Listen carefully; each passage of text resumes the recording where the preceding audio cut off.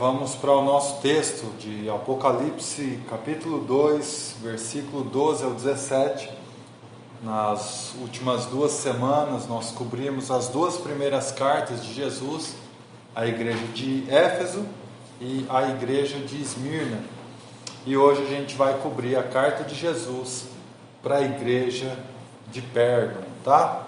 Bom, como a gente disse na introdução de Apocalipse, todas essas igrejas eram igrejas físicas, elas existiam de fato, elas estavam ali na Ásia Menor, atualmente território turco, tá? Então eram igrejas reais, eram igrejas com crentes dentro, com irmãos dentro que cometiam seus erros, suas falhas, e Jesus está, dentre outras coisas, renovando a visão dele sobre ele, Cristo, e está fazendo uma radiografia dessas igrejas, trazendo ali aquilo que Jesus enxerga delas, os erros, os acertos e tal, e por fim Jesus está encorajando eles a partir de uma promessa. Nesse caso da igreja de Pérgamo é uma exceção, nós temos 2 promessas ali para essa igreja, a gente vai ver quando a gente chegar no versículo 17, tá? Bom, Pérgamo era uma cidade então da Ásia Menor, ela era uma cidade extremamente idólatra, provavelmente a mais idólatra de toda a Ásia, tá?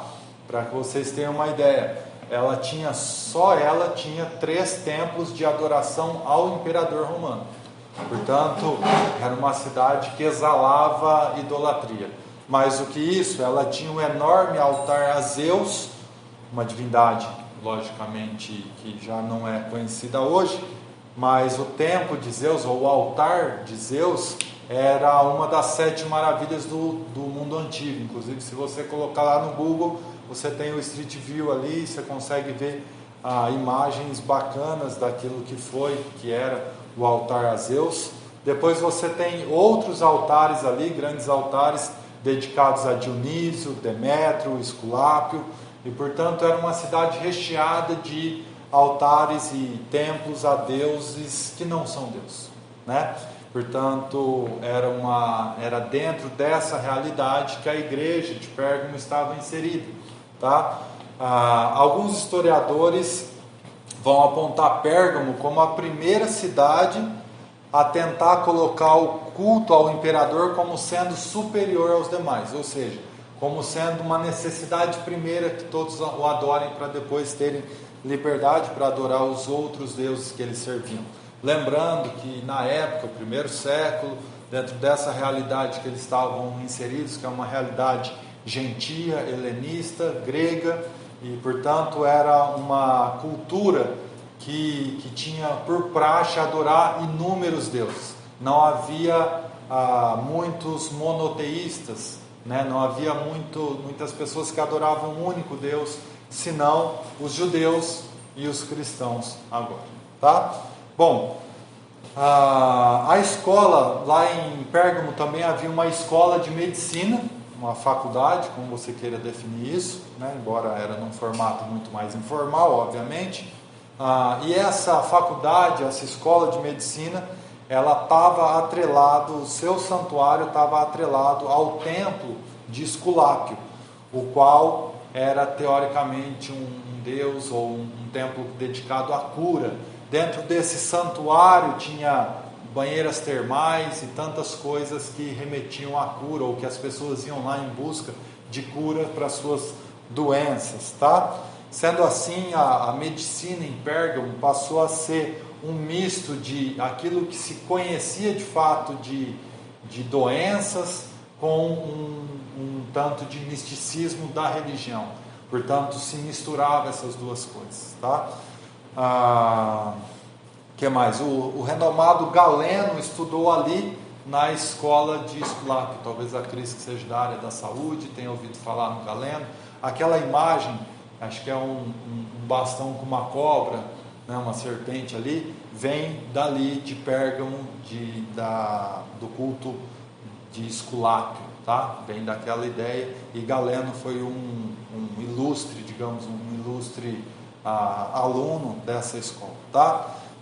Pérgamo era também um grande centro cultural, com a segunda maior biblioteca do mundo. Na verdade, ela era a primeira, com mais de 250 mil exemplares, porém, num dado momento, o imperador resolveu presentear a sua amada com tantos livros daquela biblioteca. Então, ele transferiu grande parte do acervo daquela biblioteca para Alexandria, tornando assim Alexandria a maior biblioteca do mundo de então, e depois vinha Pérgamo, tá? Então era um lugar onde pessoas se reuniam para conhecimento, era de propagação da cultura, principalmente helenista, tá? Além disso, era uma cidade que tinha 5 teatros, e, portanto era uma cidade muito dada à religião, à idolatria, às práticas sexuais, digamos, desprezíveis, e também a cultura, ao saber e tudo mais. É dentro desse ambiente que nós temos essa igreja em Pérgamo e Cristo enviando a carta para ela, tá? Se imaginar Rio Preto, nós temos uma cidade de mais de 500 mil habitantes, nós temos 2 teatros. Eles tinham 5 lá atrás, né? É claro, os tempos são outros, mas não era comum, tá? Então era uma cidade com algumas particularidades aí. E a essa cidade, Jesus envia, ou a igreja dessa cidade, melhor dizendo, Jesus vai enviar uma carta e vai dizer assim no versículo 12 de Apocalipse 2: ao anjo da igreja em Pérgamo escreva: estas são as palavras daquele que tem a espada afiada de 2 gumes. Bom, a ideia de 2 gumes aqui é que é uma espada capaz de ferir ou de abrir uma lesão para curar uma lesão ainda maior, ou seja, a ideia de cirúrgica, né? Que o médico vai lá com o bisturi, ele abre uma região sua que está com algum problema para fazer uma cirurgia, para tirar um mal maior. Então ele te fere, mas para gerar cura. E a ideia da espada de 2 gumes é uma espada de fato que vem para ferir mortalmente, para executar juízo. Então, espada de 2 gumes tem essas 2 ideias. Um que vem para ferir, mas procurando um bem maior, uma cura, e o outro que vem para ferir como juízo, e essa de fato é para a morte, é para não mais gerar coisa positiva, tá? Então, Jesus usa essa imagem que ele já tinha usado na introdução. Na verdade, todas as apresentações de Jesus nessas 7 cartas são apresentações de algo que João já havia visualizado em Apocalipse 1. Ele tinha tido a visão de Jesus lá. Só que aqui Jesus está tomando porções dessa apresentação que ele fez, ou dessa imagem que João viu no Apocalipse 1, ele está pegando porções disso e aplicando especificamente aquelas igrejas. Então, quando ele fala que eu sou aquele que tem a espada de 2 gumes, ele está fazendo um contraponto ao poder conferido pelo Senado romano ao procônsul da Ásia para aplicar a sentença de morte. Em outras palavras, o Senado romano pegava e tomava a decisão de conferir a alguns homens, o procônsul de uma determinada região, de uma determinada província, enfim, o poder de executar a sentença, de modo que nem todos os presos tenham que ser levados a Roma, gerado um custo para chegar lá, para depois eles serem sentenciados à morte. Não, foi conferido ali um juízo, um procônsul, que tem esse poder de decisão sobre vida e morte daqueles que são encarcerados, daqueles que são presos, tá? É o que a gente conhece no latim como jus gladi, que é a ideia de um poder para executar juízo e juízo capital, tá? E o símbolo desse poder conferido, ou seja, quando o procônsul recebia esse poder, essa autorização de Roma de agora executar penas capitais, era simbolizado por uma espada. E portanto, o que Jesus está fazendo é dizendo: olha, eu sei que vocês estão acostumados a ver o procônsul empunhando essa espada, simbolizada, né?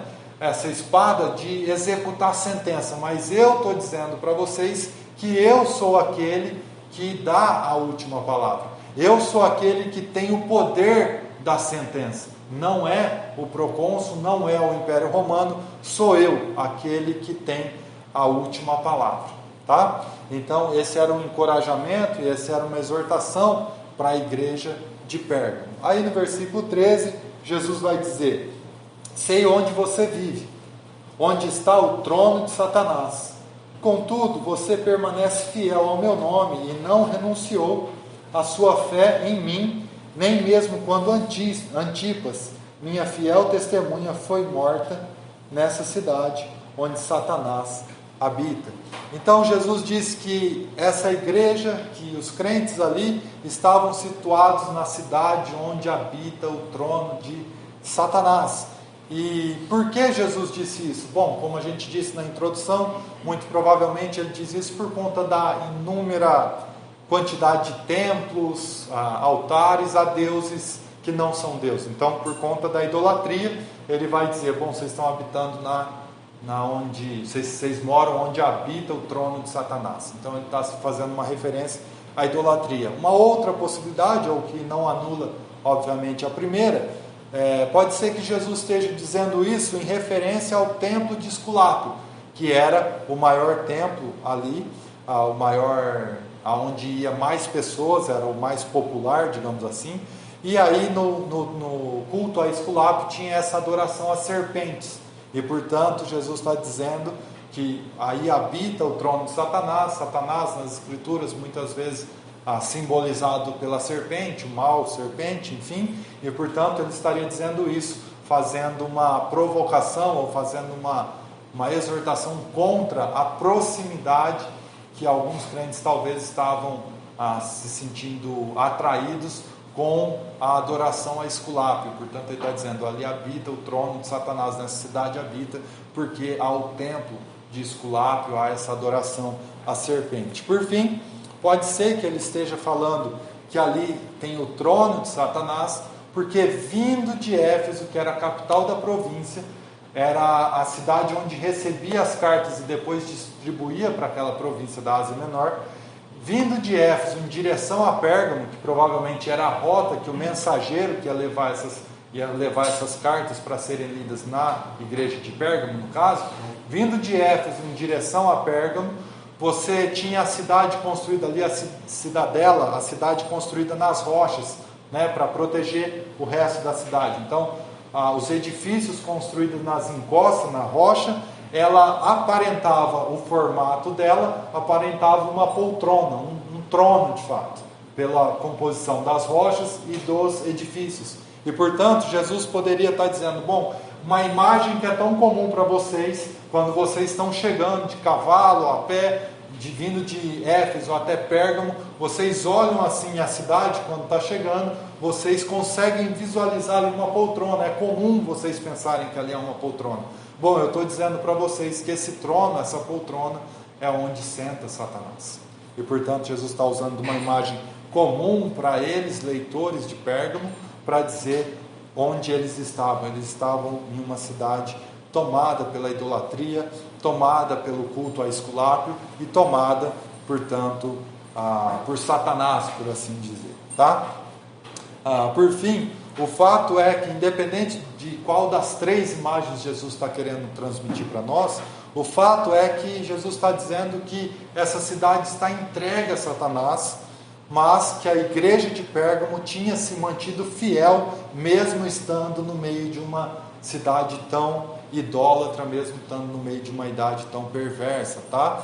E inclusive essa igreja se mostrou fiel, mesmo quando seu pastor Antipas foi martirizado ali, mesmo em um período de perseguição, tá? Versículo 14, Jesus vai dizer: no entanto, tenho contra você algumas coisas. Vocês têm aí, ou você tem aí, pessoas que se apegam aos ensinos de Balaão, que ensinou Balaque a armar ciladas contra os israelitas, induzindo-os a comer alimentos sacrificados a ídolos e a praticar imoralidade sexual. Bom, então, dentre os irmãos da igreja de Pérgamo, havia os que estavam relativizando a fé e se envolvendo com práticas idólatras, e sexualmente imorais. A história de Balaque e Balaão, vocês conhecem, está lá em Números, né, no Velho Testamento, são personagens conhecidos. Se você não conhece, te encorajo a ler, Números 25, 31, enfim, tem lá a história de Balaão, de Balaque, mas o fato é que Balaão instigou ou levou, ensinou Balaque a artimanhas para levar o povo de Israel a adorar outros deuses e a coabitarem com mulheres estrangeiras, algo que eles não deveriam fazer segundo a lei mosaica. Portanto, o que Jesus está dizendo é que dentre os irmãos de Pérgamo tem aqueles que estão de alguma maneira introduzindo a ideia de que não, de repente participar de algumas orgias que eram comuns nos cultos pagãos não é tão mal assim.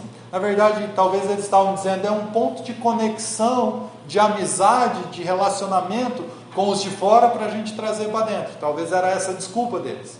Mas o que Jesus está dizendo é que isso é perverso, isso não gera bom fruto. E nós precisamos estar sempre atentos no desejo de alcançar o perdido.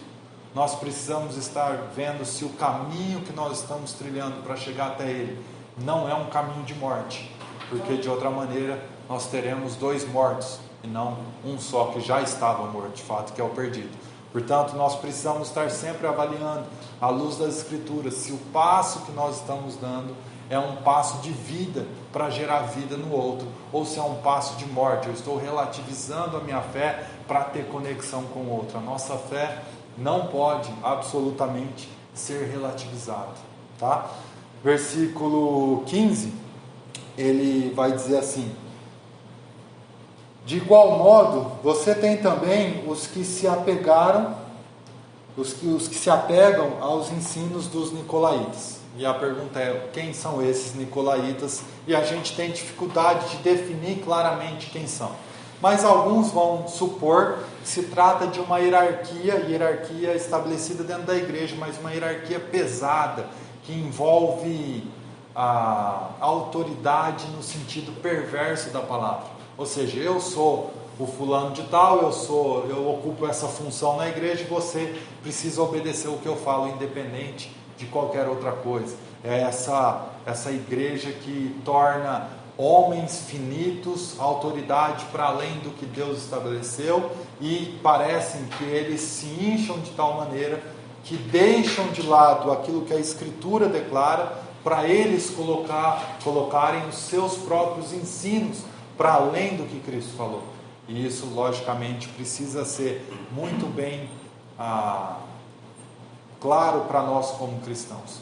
Nós somos frutos da Reforma Protestante, e a Reforma Protestante coloca todo cristão em pé de igualdade, com funções diferentes dentro da igreja, mas as funções não significam que alguém está para além do outro, muito pelo contrário, significa que Deus dotou alguns de dons específicos para servir dentro do corpo da igreja, mas que a autoridade deles não está neles, mas na palavra de Deus. Ou seja, eles só podem declarar e focar no que as Escrituras declaram. Eles não têm autoridade em si mesmos, de modo que se alguém está ensinando coisas fora das Escrituras, deve ser declarado anátema, deve ser declarado maldito esse ensino, porque a autoridade não está sobre quem ensina, a autoridade está nas Escrituras. É ela que diz o que é certo e o que é errado, o que é de Deus e o que não é de Deus.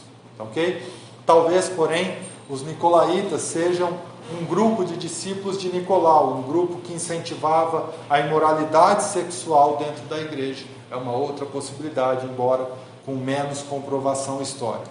O fato é que aqui nós temos, no versículo 13, Jesus dizendo que a igreja tinha se mostrado fiel mesmo em meio à perseguição e martírio do seu pastor. No versículo 14, nós temos Deus dizendo que tinha alguns que estavam relativizando a fé com práticas idólatras e sexualmente impuras. E no versículo 15 nós temos Deus dizendo que tinha alguns que estavam se corrompendo a partir dos nicolaítas. O ponto é, nós temos uma mesma igreja, um mesmo pastor, uma mesma liderança, porque a liderança era coletiva, né? E portanto nós temos uma mesma igreja, mesmo ensino sendo ministrado para essa igreja, Mas dentro dessa igreja, havia aqueles que estavam relativizando a fé, havia aqueles que estavam endeusando homens, havia aqueles que estavam praticando imoralidade sexual e havia aqueles que estavam sendo fiel e fiel até a morte. Bom, é possível que numa assembleia, numa igreja, você escute o mesmo ensino que todos os outros estão escutando, mas por conta do seu coração perverso, por conta da sua falta de aplicação desse ensino ao seu coração, você pratique coisas que outros que estão escutando a mesma mensagem não praticarão. Que você não enxergue coisas que os outros vão enxergar. Por que isso acontece? Por causa do nosso coração. Porque a gente não toma essa palavra como palavra de Deus para a nossa vida, aplicando ao nosso coração para então vermos os frutos sendo gerados a partir disso. Portanto, é muito importante que mais do que estar ouvindo boa teologia, por assim dizer, boas pregações, você entenda que a fé cristã não é uma fé de aglomeração de conhecimento, simplesmente. Ela envolve conhecimento, ela envolve uma fé também palpável, todavia é uma fé que precisa descer ao nosso coração e ser aplicado de maneira cotidiana na nossa vida.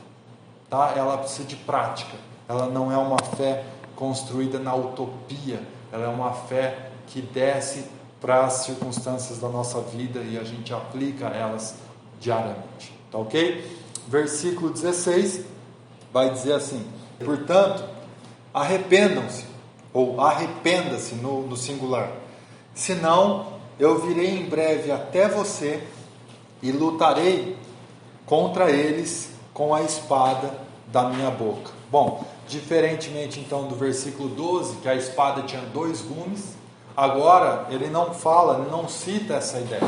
Por quê? Porque agora ele está falando de juízo, é claro a mensagem. Olha, tomem cuidado com o que eu estou te falando, aplique isso ao seu coração e arrependa-se, porque se você não fizer, eu virei até eles, ou seja, aqueles que estão ensinando falsamente, aqueles que estão relativizando a fé, aqueles que estão praticando o que é errado e principalmente aqueles que estão tolerando essas coisas. Porque veja, a igreja ou a liderança da igreja, ela tem uma responsabilidade enorme, que é de ver para onde essa igreja, os membros estão sendo levados, sendo conduzidos, e se é um caminho de morte, eles precisam trazer essa membresia, esse grupo de pessoas para a vida de novo, para as escrituras de novo. Esse é o trabalho pastoral, né? De ficar toda hora puxando de volta para o caminho, para que a ovelha não se perca, não se extravie, não cause mal a si mesmo e, por consequência, às outras, ao corpo como um todo. Tá? E, portanto, Jesus está dizendo, olha, se não houver arrependimento, eu virei até vocês com juízo, eu virei até vocês e os ferirei. Tá?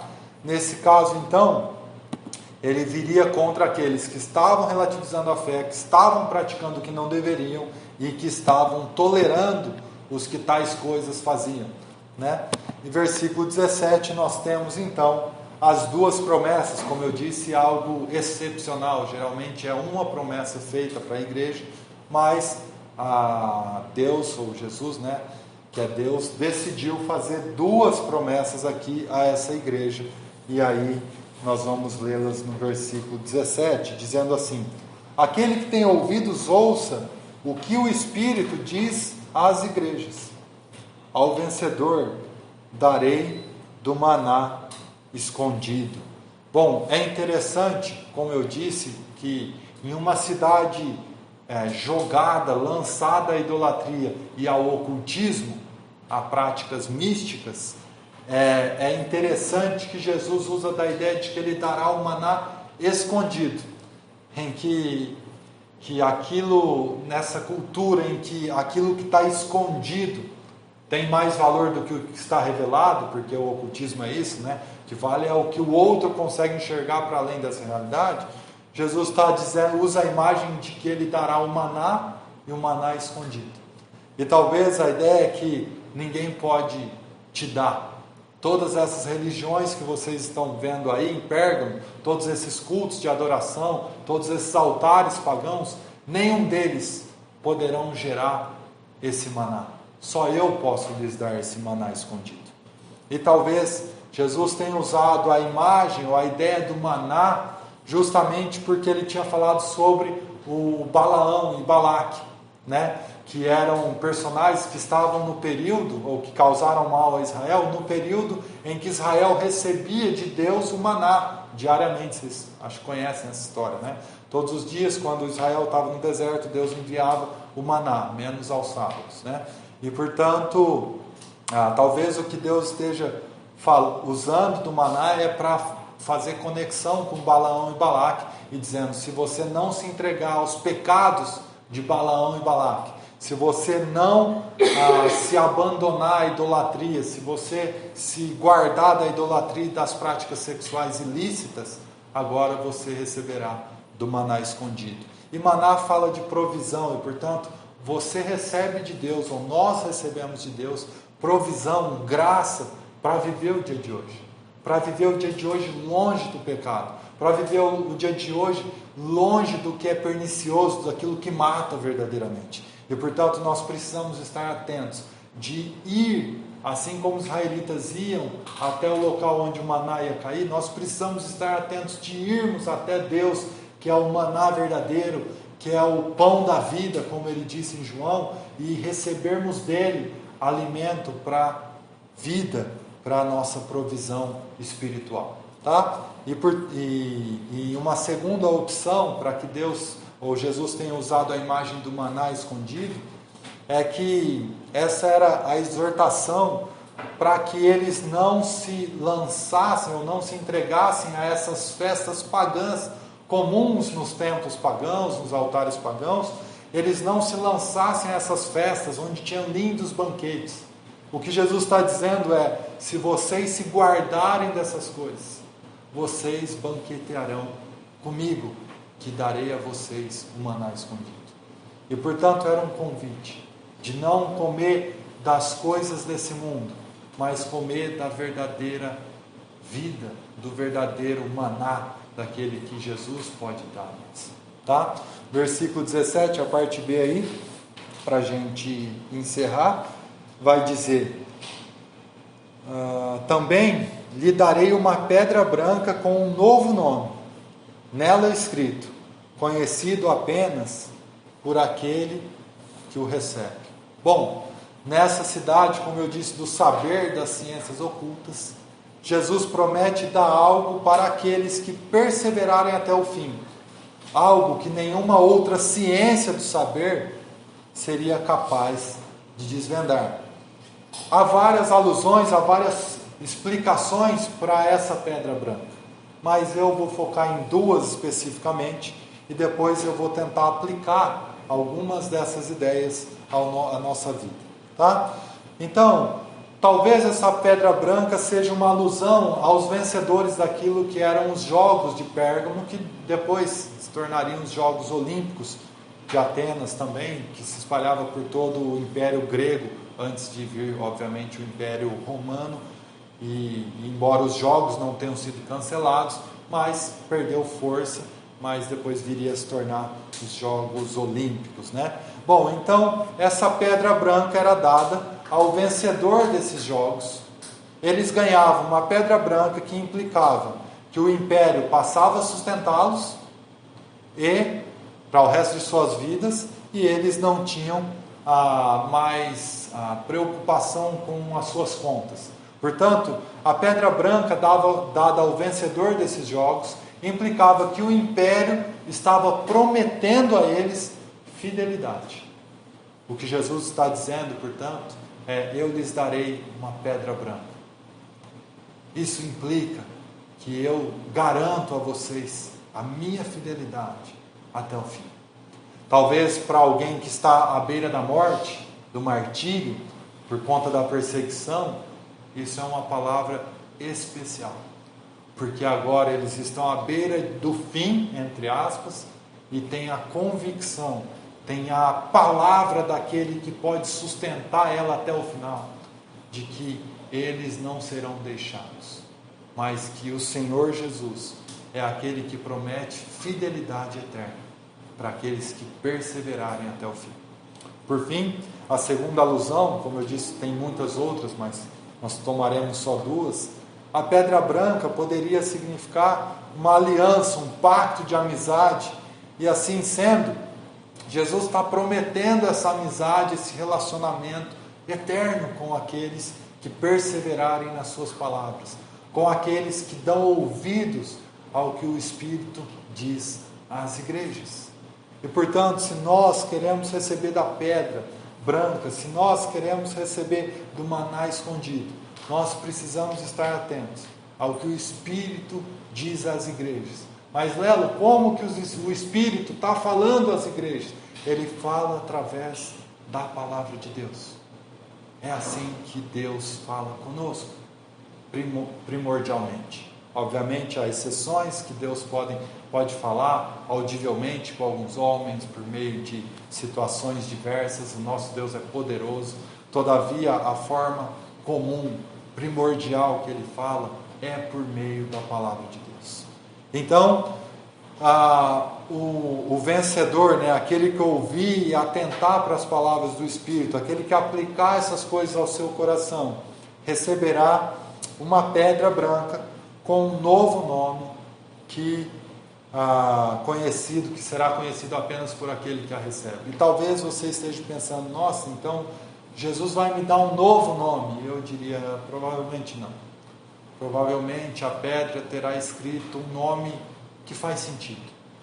E o nome é o nome de Jesus, aquele que está acima de todo outro nome. É porque aqueles que se venderem ao pecado, aqueles que não aplicarem a palavra de Deus aos seus corações, aqueles que não abraçarem a verdade de Deus como uma verdade que significa palavras de vida eterna, aquele que não fizer isso, não recebe o nome de Cristo. Não tomou para si, não encarnou a realidade do Cristo. Mas aquele que assim o fizer, que se dedicar àquilo que Deus fala através da sua palavra, esse receberá uma pedra com o nome daquele que é para todo sempre. Não faria sentido algum recebermos uma pedra com um nome para nós. Em outras palavras, para tentar explicar isso melhor. Você sabe, nas Escrituras, muitas vezes, Deus mudou o nome de alguns personagens, porque era uma forma de comunicar algo para eles, certo? Então, era uma mudança que indicava uma mudança de vida, ou uma característica forte daquele personagem. Bom, a ideia para nós é estranha para o Novo Testamento, ou de nós ganharmos um novo nome com um significado. Por que ela é estranha? Simples. Porque se o Lelo era um bandido, era um assassino, era um perseguidor da igreja, ele vem a Cristo, ele se torna um homem piedoso, que socorre os irmãos nas suas aflições, nas suas necessidades. Ora, o nome Lelo, ou Marco Aurélio, que é meu nome na realidade, não pode ser transportado para talvez Barnabé, filho de consolação, porque o fruto que está sendo gerado em mim, ou a partir de mim, de piedade, misericórdia, blá blá blá, é por causa de Cristo. É Ele que está gerando no meu coração, não sou eu pela minha força que gero isso. Logo, não tem sentido eu ganhar um nome diferente senão de Cristo. Porque, lembre-se, a ideia é que todos adorarão ao Rei dos Reis, ao Senhor dos Senhores. E, portanto, eu adorarei um nome que está sobre todo nome. E, portanto, quando eu recebo essa pedra, eu vejo que está nela o nome verdadeiro, o nome de Cristo. E por isso eu rendo graças a Ele, porque de outra maneira eu poderia encontrar vanglória no meu coração, de modo que eu faço isso, eu realizei isso, eu me dispus a isso. Não, foi Cristo que se dispôs. Foi Cristo que transformou o meu viver. Foi Cristo que me agarrou com mão poderosa e me sustentou na sua palavra. Portanto, o nome provável que estará escrito nessa pedra é o nome do Rei dos Reis e Senhor dos Senhores, que, estando nessa pedra branca, indica fidelidade, indica amizade, indica relacionamento. E, portanto, como cristãos, nós somos chamados a nos relacionarmos, a conhecermos o Deus das Escrituras. O Deus que está para além de todos os outros deuses. Ou melhor, o único e verdadeiro Deus, porque todos os outros nada são. São tolices e loucuras humanas. Não é à toa que numa cidade com tantos deuses, o fato é que todas as religiões tinham práticas muito parecidas. De idolatria, de adoração mística, ocultismo, de práticas sexuais nos seus cultos, porque são homens, são deuses criados à imagem dos seus homens que os criaram, dos homens que as criaram. Mas o Deus verdadeiro é um Deus diferente desses deuses. E Ele então chama o seu povo a sofrer, se necessário for, pelas palavras de vida eterna.